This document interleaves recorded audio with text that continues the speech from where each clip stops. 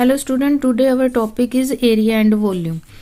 Area and volume में सबसे पहले बेटा हम एरिया को डिस्कस करेंगे कि व्हाट इज एरिया। एरिया क्या होता है बेटा? Area is a measure of a surface of a plane covered by a closed plane figure.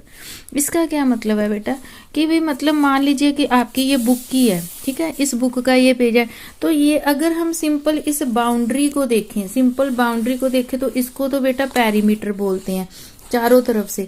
But अगर हम ये वाली पूरी चीज देखें कि ये पूरी चीज फुल, यानी कि ये वाली जो इसने इस वाली बाउंड्री ने ये इस सारी चीज को कवर किया है, ठीक है, कवर्ड किया है, ठीक है, एक क्लोज्ड प्लेन, मान लो ये एक क्लोज्ड प्लेन है और इसने ये सारी चीज को कवर किया है ना, तो इसको क्या बोलते हैं? एरिया बोलते हैं। ठीक है, मैं आपको एक उसके हिसाब से समझाती हूँ बेटा कि हमारे पास ये कैसे होता है। मान लीजिए हमारे पास एक वो है डायग्राम लेते हैं हम कि हमारे पास एरिया के अकॉर्डिंग हम एक डायग्राम ले रहे हैं। जैसे कि मान लीजिए कि हमारे पास ये वाली एक डायग्राम है, जैसे ये है, ठीक है, इस वाली चीज को तो बेटा पेरीमीटर बोलते हैं, बट ये वाली चीज है जो ये पूरी चीज को कवर करेगा, इसको बोलते हैं एरिया। ठीक है, ये सारी जो भी है cover by a figure closed surface को, उसको क्या बोलते हैं? एरिया। अब रेक्टेंगल का एरिया कैसे निकालते हैं बेटा? एरिया ऑफ अ रेक्टेंगल मतलब कि अगर हमने ये देखना हो कि ये कितनी जगह कवर कर रहा है, ये पूरी रेक्टेंगल होती है जिसकी ऑपोजिट साइड्स इक्वल होती हैं। अगर ये 3 है तो मान लो ये भी 3 होगी, अगर ये 6 है तो मान लो ये भी 6 होगी। ऑपोजिट साइड इक्वल हो उसको रेक्टेंगल बोलते हैं। रेक्टेंगल ने कितनी जगह कवर की है अंदर से, इसको निकालने का एक फार्मूला होता है बेटा, length into breadth. Area of a rectangle किसके बराबर होता है? Length into breadth. लेंथ कितनी है बेटा? चाहे तो आप ये उठा लें चाहे ये, एक लेंथ उठानी है 6, ब्रेड्थ का मतलब चौड़ाई, तो चौड़ाई में चौड़ाई, ये भी चौड़ाई है ये भी चौड़ाई है, तो एक ब्रेड्थ हमने उठा ली 3। तो लेंथ इंटू ब्रेड्थ मतलब 6 सेंटीमीटर इंटू 3 सेंटीमीटर, 6 3 का कितना हो गया बेटा? 18 सेंटीमीटर को जब हम सेंटीमीटर से मल्टीप्लाई करेंगे तो ये सेंटीमीटर स्क्वायर आ जाता है।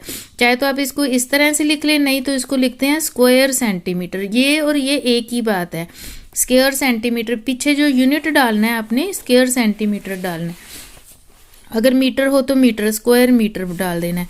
ऐसे बेटा एरिया ऑफ अ स्क्वायर देखना है, वर्ग, यानी कि वर्ग या स्क्वायर क्या होता है? जिसकी सारी साइड्स इक्वल होती है, ऑल साइड्स आर इक्वल, तो उस वाली डायग्राम को क्या बोलते हैं? उस फिगर को क्या कहते हैं? स्क्वायर। स्क्वायर ने कितनी जगह कवर की है, ये कैसे निकालते हैं बेटा? मान लीजिए कि पूरी चीज कितनी कवर किया, एरिया कितना कवर किया है, इसको निकालने के लिए इसका एक फार्मूला होता है। एरिया ऑफ स्क्वायर किसके बराबर होता है बेटा? Side into side.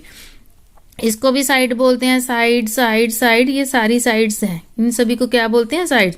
अगर एक 6 है मान लीजिए बेटा तो सभी 6 होंगी, तो इस फार्मूले में हम साइड इंटू साइड मतलब 6 इंटू 6 पुट कर देंगे, 6 6 या 36।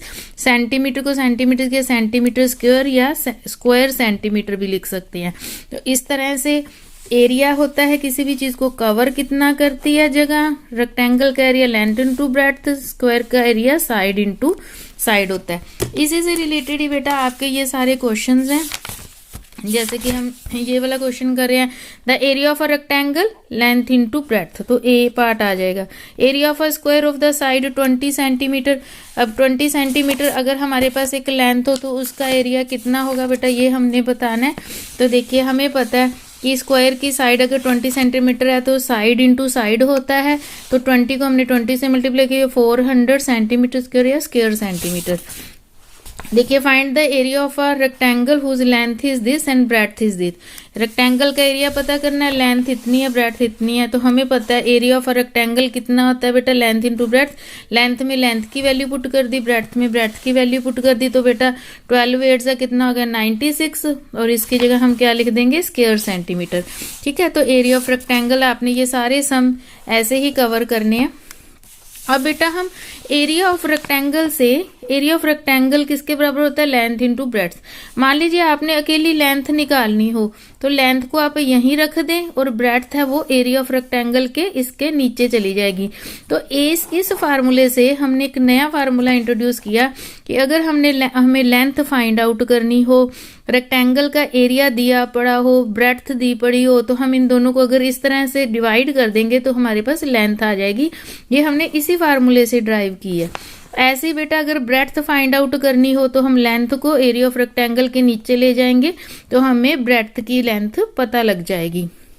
ठीक है, तो इस तरह से हमने ये वाले सम करने हैं बेटा। इससे भी रिलेटेड आपके सम हैं, जैसे ये देखिए हमारे पास है find the length of a rectangle whose area is 96 square metre and breadth is 8। तो देखिए हम क्या करेंगे, हमें क्या कुछ दिया हुआ है बेटा, हमें दी हुई है लेंथ दी, एरिया दिया 96, ब्रेड्थ है 8। एरिया है हमारे पास 96 स्क्वायर मीटर और ब्रेड्थ है हमारे पास 8। ठीक है, 8 मीटर। तो हम इस वाले फार्मूला में पुट करते हैं बेटा, लेंथ फाइंड आउट करनी है। तो लेंथ फाइंड आउट करेंगे तो एरिया बाय ब्रेड्थ हो जाएगा।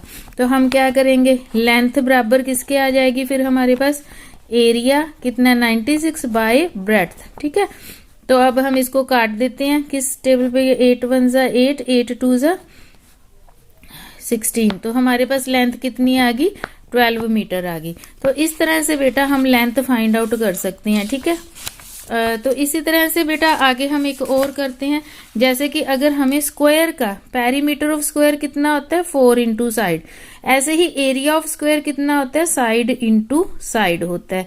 पेरीमीटर के भी फार्मूले आपको याद रखने हैं, एरिया का भी। ठीक है, अब देखिए आप ये वाला क्वेश्चन देखिए, find the perimeter of a square is 44 centimetre, ये हमें गिवन है। फाइंड द एरिया, यानी पेरीमीटर हमें गिवन हो और उसकी हेल्प से एरिया कैसे निकालते हैं, ये देखिए बेटा। हमें पता है कि पेरीमीटर ऑफ स्क्वायर क्या होता है बेटा 4 into side, area of square क्या होता है साइड इंटू। मेन हमने अगर एरिया निकालना है तो हमें साइड के बारे में पता होना चाहिए कि वो साइड कितनी है। तो अब हमें साइड फाइंड आउट करने के लिए हमें देखो पेरीमीटर ऑफ स्क्वायर कितना दिया हुआ है 44, इसका मतलब 44 किसके इक्वल हो जाएगा 4 इंटू साइड के। अब साइड किसके बराबर आ जाएगी बेटा 44, ये 4 इसके नीचे चला गया 4। ठीक है, सेंटीमीटर, यानी कि ये कितनी आ गई बेटा 11 सेंटीमीटर। तो हमारे पास साइड का आंसर कितना आ गया 11 सेंटीमीटर। बट हमने निकालना क्या है एरिया, हमें एरिया का भी आंसर पता है, फार्मूला साइड इंटू साइड। अब साइड हमारे पास कितनी आ गई 11 सेंटीमीटर, तो अब हम 11 इंटू 11 यहाँ पुट कर देंगे। 11 11 जा 121, तो सेंटीमीटर स्क्वायर या स्क्वायर सेंटीमीटर। ठीक है, तो इस तरह से अगर हमें पेरीमीटर दिया हो तो उसकी हेल्प से पहले हम साइड फाइंड आउट कर लेंगे, उस साइड की वैल्यू हम एरिया के फार्मूला में पुट कर देंगे तो हमारे पास एरिया आ जाएगा with the help of perimeter. तो इस तरह से बेटा आपने ये सारे क्वेश्चन कवर करने हैं।